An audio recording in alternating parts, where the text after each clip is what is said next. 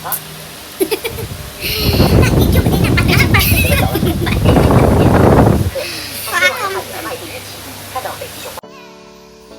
guys, good morning. Linggo po yung video na yan. Hindi po ako masyadong nagsasalita, so i-voice record ko na lang po kasi habang naglalakad ako maiyak akong siging salita. May magtaka mga tao sa akong daldal mo. So ayan nga, galing po ako sa bahay niya. Pupunta po ako ng train station. So may malapit naman na train station sa amin. So mas pinili ko maglakad dun sa kabilang train station kasi medyo na siya, hindi siya pahirapan sa palipat-lipat at nanggahol ako sa oras kasi lumabas na ako sa 8:30 na po siya mahigit. So mainit na talaga sa labas. Ayan na, nasa highway ako. So hindi siya masyadong traffic. Wala naman talagang traffic. So ito na nga, nandito na ako sa train station sa Nanchinja Orange Line. So ang init po sa labas, siguro nasa 35 degrees ang araw na yan. So masakit sa ulo, pero bilang kasi nakalabas na ako, so hindi ko naisipin na rin masakit, mainit dyan, basta enjoy akong lalabas ako. So yan, ang train dito is nasa tunnel po siya, so pababa talaga pababa. Ayan na nga, hanggang lalim. So fast forward ko na lang para mabilis. Ayan video ko. So ang lalim talaga niya. So ayan na nga, ang dami kong nasa isip kung anong gagawin ko sa itong araw. Isang araw lang naman, pero para sa akin is mahabang araw na yan. Kung saan ako pupunta after kong ma-meet si ate, pero nakapag na ako. Nakapagplano na ako saan ako pupunta sa araw na to. So sana ma-fulfill ko lahat yun. So ayan na nga, i-punch ko yung card ko dyan para kumbaga yung pamasahin na natin at makapasok na tayo. So ayan, baba na naman tayo sa elevator. Ay hagdan pala. So ganun po ang magdidiot mo. Nakakapagod po yung hagdan na yan. Basta hindi ako gumamit ng elevator, so maghagdan talaga. So dyan po more exercise pag magdiot. At pagod din po pag nakauwi na.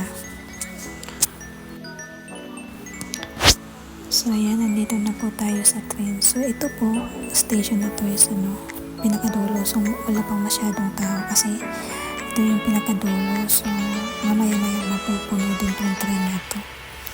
So lakad-lakad muna tayo kasi bago ko sana is yung gusto kong mapag-isa at mag-video-video at magsasalita. Kaso hindi ko talagang magawa kasi mahiya ako salita. So ayan na nga, kaupo na, magpapabiling fresh na din, malamig na dyan, baka doon sa labas na pakainin. So ayan, ito natin red line. So ngayon marami ng tao,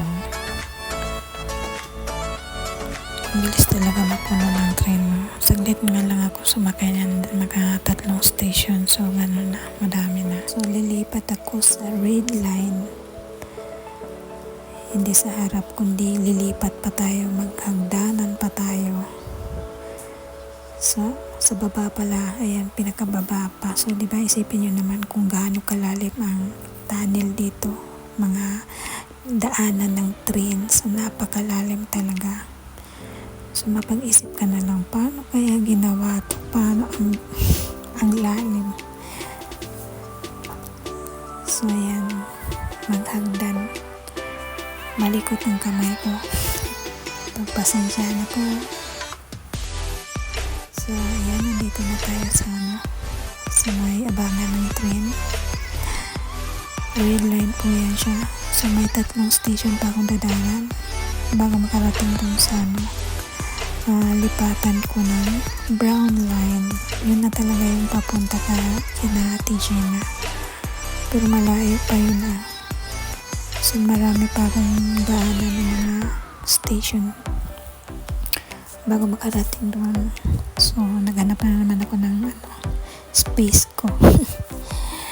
So umaga pa yan, So wala masyadong tao. So surely po sa mga tanghali, marami na pong tao kasi linggo po. Ayan ang attire ko. Ayan. Ikot ko muna kayo. Ayan. Sa kabila, trend din yan. Pero ibang linya yan. Orange line po yan. So ayan, lalabas na yung mga tao. So it means kung merong trend sa kabila, maya-maya parating na rin yung inaantay ko. Ayan po. Ayan, nag-signal light na. So yung ibig sabihin po ay may parating na po na trend. So antayin na natin. Madali lang dito.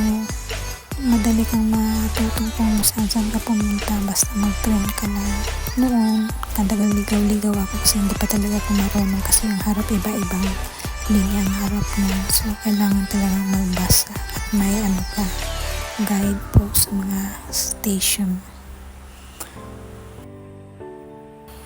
So, ayan na nga, papasok na tayo.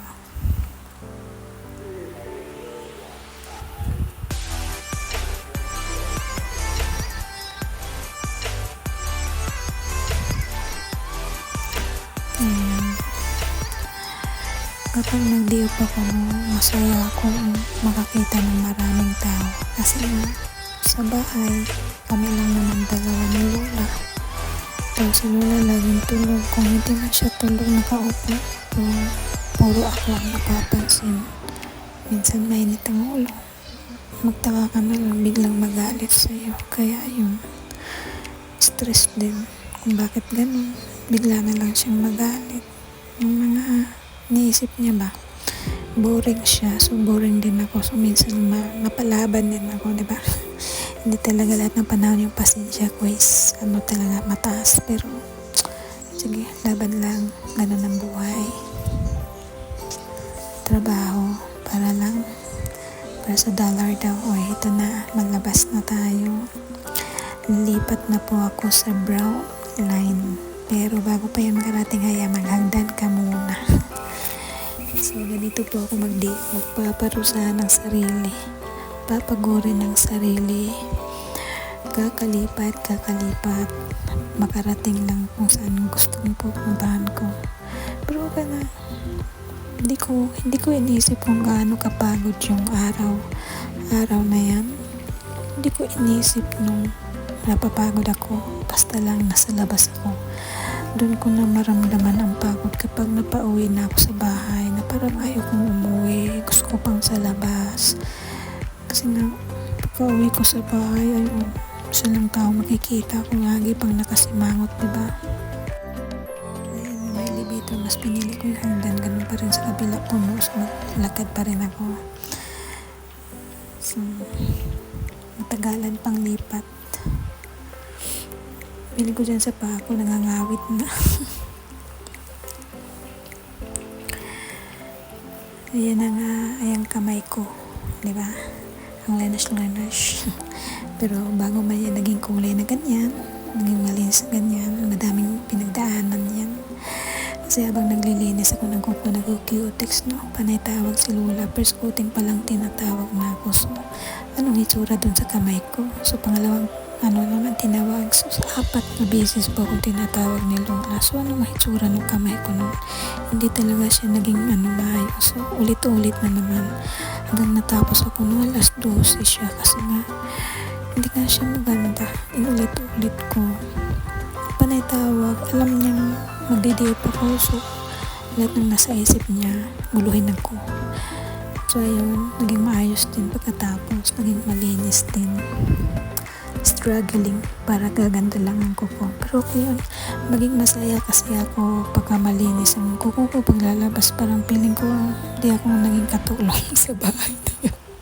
O diba? Kahit man lang isang araw lang siya. Yung parang feeling kong malinis yung sarili ko paglabas. So ayan. Nag-elevator ako. Palabas na yun sa aabangan natin yung trend. Brown line na po. Ang brown line kasi hindi siya nakatunnel, so labas siya. So tanaw mo lahat ng building habang nakasakay ka ng train. So, kaya maganda siya. Kasi ang lugar ni ate para siyang probinsya, na probinsyang parang city. Yung marami din siyang building na dadahanan. So ayan na nga yung tren. At least di tayo nag-antay ng matagal.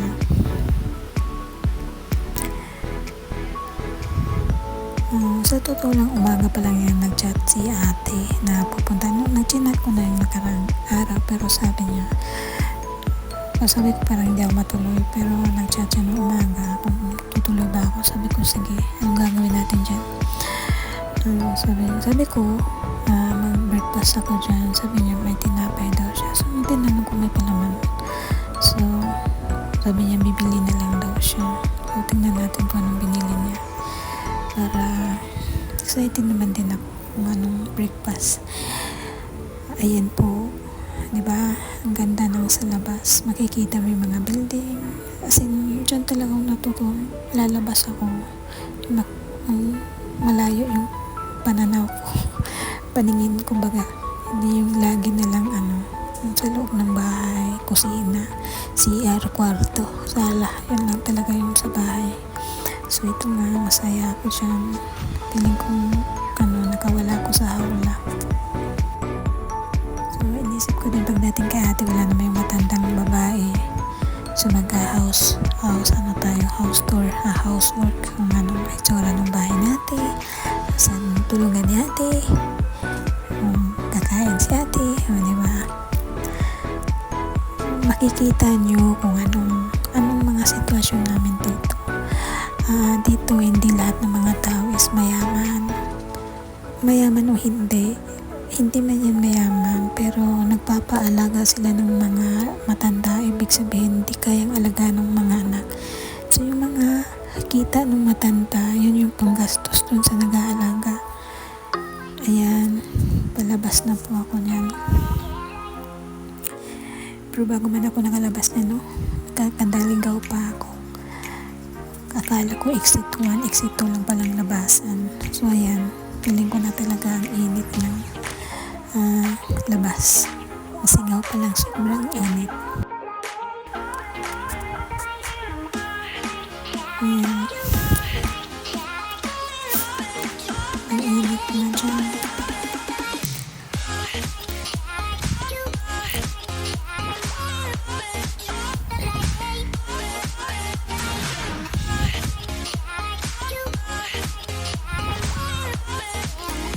So, dito napaisip na naman ako. Saan naman ako pupunta? Parang wala talaga sa isip ko. Last February pa kasi ako magpunta dito. So, nakalimutan ko. So, naglakad-lakad ako dito sa may maraming bike. Sabi ko, mali talaga ito. So, tumawag ako kay ate. So, mali pala, kabila pala ako dadaan. So, nilakad ko pa yan.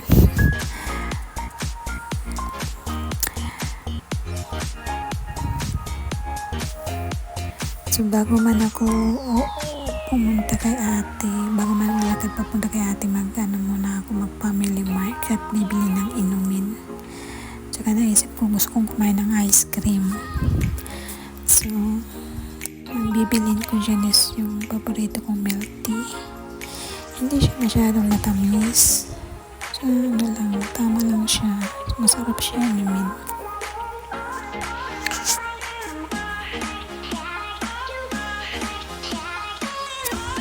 Nahanap ko pa kung saan. Ayan.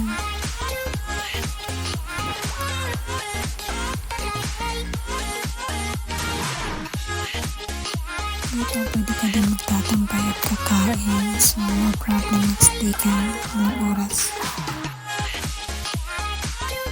So pagkatapos nahanap ko lang saan yung ice cream. So magpapalamig at kami. Ayan naman, inisip ko dyan, gusto ko chocolate ice cream, kaso lang hindi ko makita yung presyo. Minsan kasi mapadampot ako ng ganun na itsura pagka sobrang mahal So,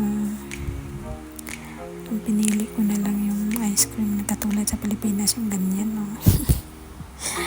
So ayan, magbabayad na nga ako. So nabayaran ko pala dyan is $180.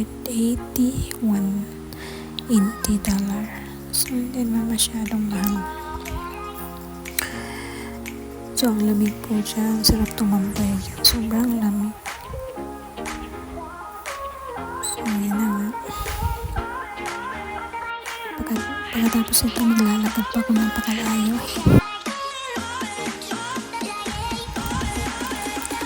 So hindi na naman lalabas ang mga init.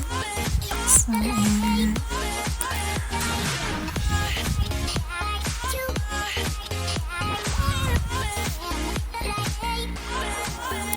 So yung mga pinamili ko, may bitbit kasi ako sa bag para lagayan may dala kasi ako ng stand ng camera ay cellphone. So ayan, nag-umpisa na ako maglakad papunta kay ate. So shortcut na lang yung video na yan. So nag-shortcut po ako, dumaan ako sa park malapit kina ate. Ayan, maraming matanda dyan. Exercise. Ayan. So itong lugar na to is yung baga likuran doon sa nila ate, sa bahay, pero may pa isang highway doon. So ayan, so tingnan nyo naman bago ako makarating kay ate.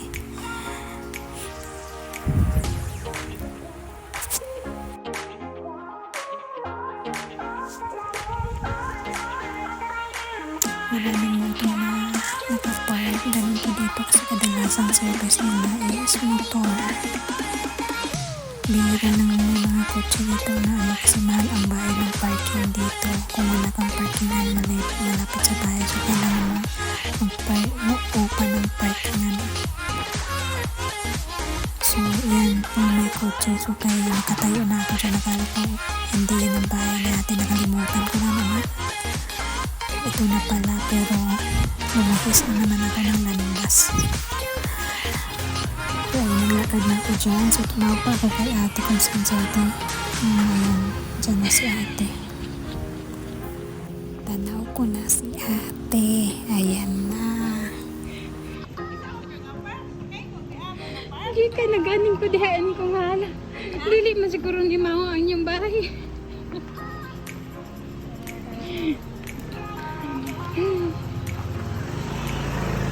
Nagbarog na ko daan ko. Halawa man si ate. Di siguro ni mo. Daan kayo barok? Oo, nagbarog ko daan. Siya ko lang pa nawa.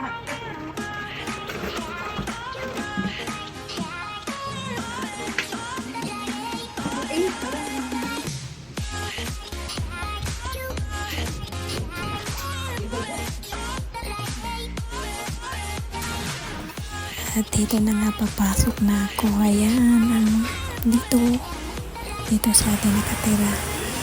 Ayan, pwede na makakain na ako.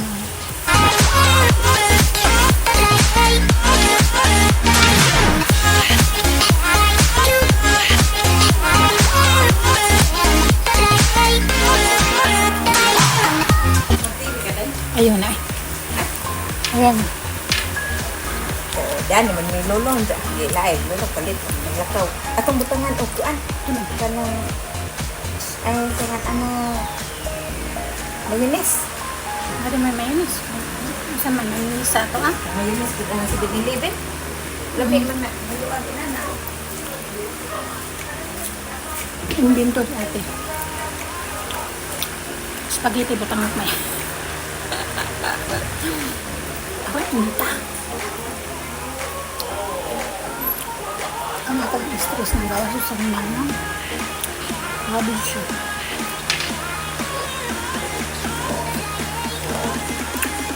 Wala ang lola ni ate. So, wala ako doon. Wala ang lola ni ate. Nagita.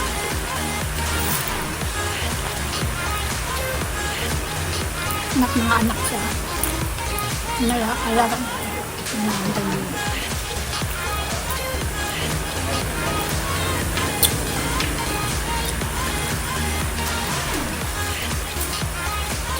Sa pila sa butangan na. Kami inig ka. Mabigay na ko ang Butang pa ni? Oh. Nga itong pati ani? Ha? Nga itong pati. Hayaan yung pati. Talagsan. Ang itong miming. O dili kung kuan day. Uy, i-sure na nang imong order kaya kung usaho nag-order niya. Lagi.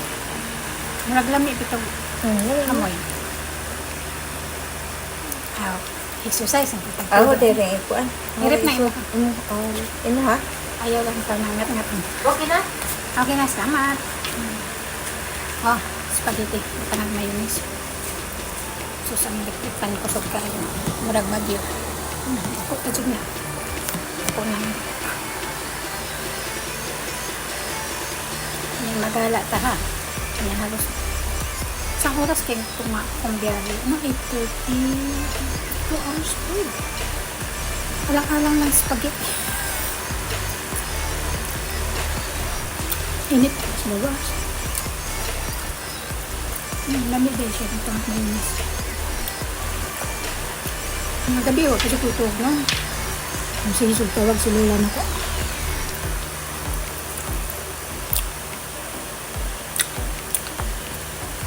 Mga alaga na ito. Alam niya mag-BF tayo. Kasi panawag. Sige nga, tubig. Tawag tubig.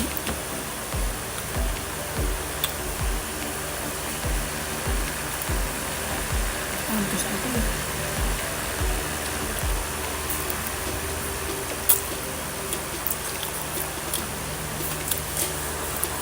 Mukhaon sa ako ha. Gutom siya ba? So ayan na nga, tapos na akong kumain ng spaghetti, so nilantakan ko na naman yung ice cream. Tapos habang si ate, siging kwentuhan, kwento about sa mga matanda na kasama niya. At ako din, ganun din. Marites kami sa mga alaga namin. Mga kwarta kunuhay ba? Pension daw yun. Ganun kami. Wala naman kami itong kwentuhan ko ng mga alaga na may mga pasaway. Stress naman talaga pag ang matanda ay pasaway. Talagang ganun talaga. Tiis lang para sa dolor. So ayan nga, may biglang dumating na ambulansya. Ang ingay ng ambulansya. Ayan si ate, silip-silip ng marites ng sa kapitbahay si ate. Ayan si Lola Tulong. Ayan, hindi kami mapakali kung sino talaga sinundo ng ambulansya. Ayan si ate napasilip-silip sa bintana. Ayan, mga marites siya.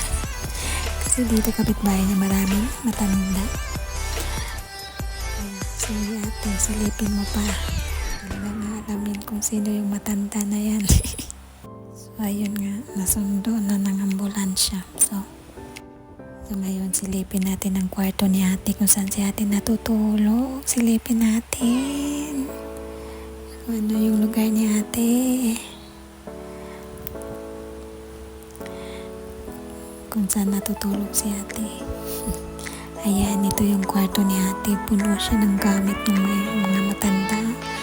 Ayan ko ba? Parang may alak-alak babad na. Parang may mga alak. Ayan. Stress yan. Ha?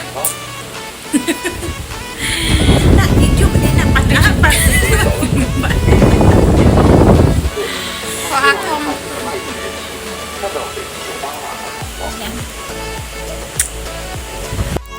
So ayan, nag-lunch na sila ate. So yung alaga niya kinain is noodles. Yung kay ate naman malagkit siya na may mga halong mushroom. Masarap yan dito. Minsan din bibili ako niyan kasi mamantikain kaya bihira lang ako bibili niyan. Ayan, lunch nila ate. Muli na po.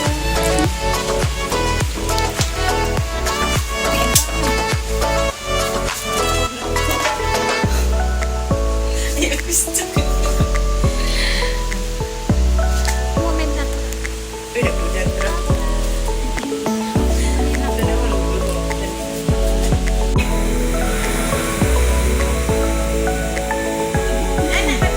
Oo, sa park. Ah, sige na. Bye-bye.